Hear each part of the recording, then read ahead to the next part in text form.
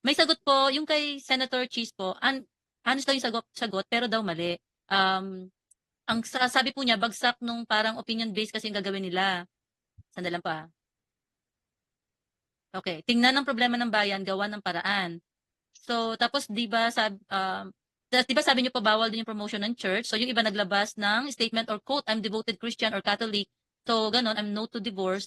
So, and also, hindi po ba 'yan grounds na maaaring matanggal as a senator? Meaning kasi 'di ba, since bawal 'yun, you are a public servant, dapat hindi ka bias, even from your own belief, 'no? So Mm. don't they know that?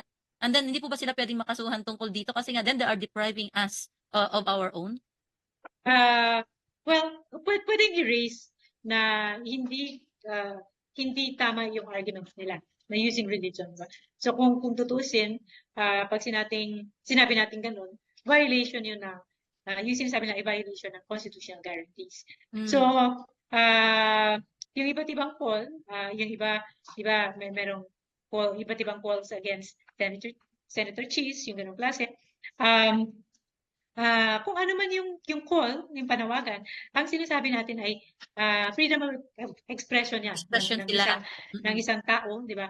At pati yung nagsasabi na ayaw nila yung sinasabi ni Cheese, di ba? So freedom of expression yon ng mga nag-air ng mga pro-divorce, di ba? So mm. ang sinasabi ko ay karapatan ng mga pro-divorce people na sabihin yung mga calls nila, yung mga klase, di ba?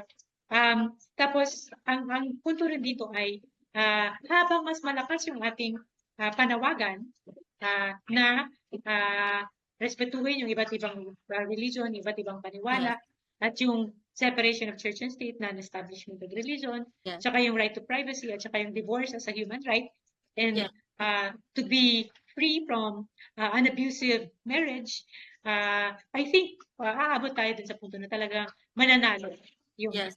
ating batas, di ba, na Yes. mapasa yung divorce. Kasi And, lahat naman ng mga binanggit kanina na mga batas, pinaghirapan talaga yun. So, um, naniniwala ko na aabot talaga tayo dyan. So, lalo na kasama natin si Representative Edsel Lagman, yes, kasama natin siya dun sa nagpasa sa reproductive health. yes. At alam din yan ng ilang mga senators na kahit noon yung iba sa kanila, hindi pumesisyon until nung araw na magbobotohan na. Yung iba, Oh, pagdating nung araw na nagbotohan, dun lang bumoto sa yes. So for.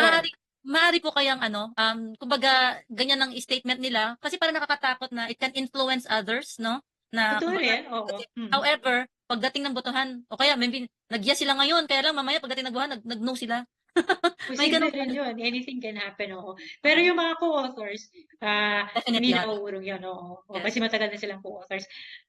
Sa House nga lang, merong dalawa ata na umurong na co-authors. Pero hindi naman sila yung main co-authors. So, Oo. anyway, yung iba, pwedeng hindi pa ilabas yung posisyon nila. Katulad Hmm, sa reproductive health sa Senate, ganun yung nakita natin. On oo. the day itself lang, Baka nalaman lang yung boto ng botohan.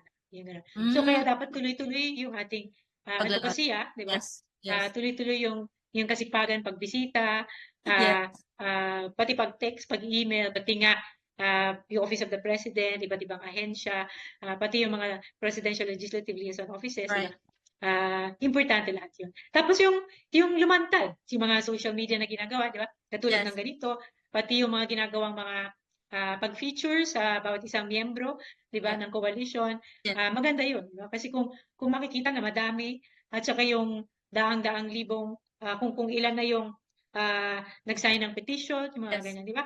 Signature pa Importante yan. For example, babanggitin ko lang din, tumulong din ako dun sa Comprehensive Agrarian Reform Law na maipasa. hmm, yeah, Nagpa-sign on petition kami noon kasi hindi pa uso yung mga change.org, ganyan.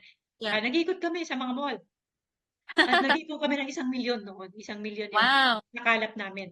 So yun mm, yung sinubmit namin hanggang sa napasa yung mm. sa Comprehensive Agrarian Reform. So merong ganong efforts na lamang kami ng mall, kami yung papirma. In fact, ako yung isa sa naka-assign sa Ali Mall noon. Tapos nag-explain kami sa mga tao, kahit sino makita namin, nagpapapirma kami.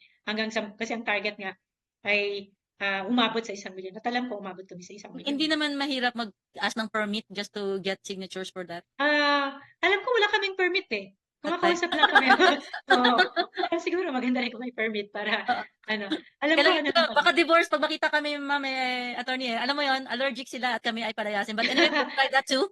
Oh, We'll try malalaman that, natin. no? Oo, Yeah. oo.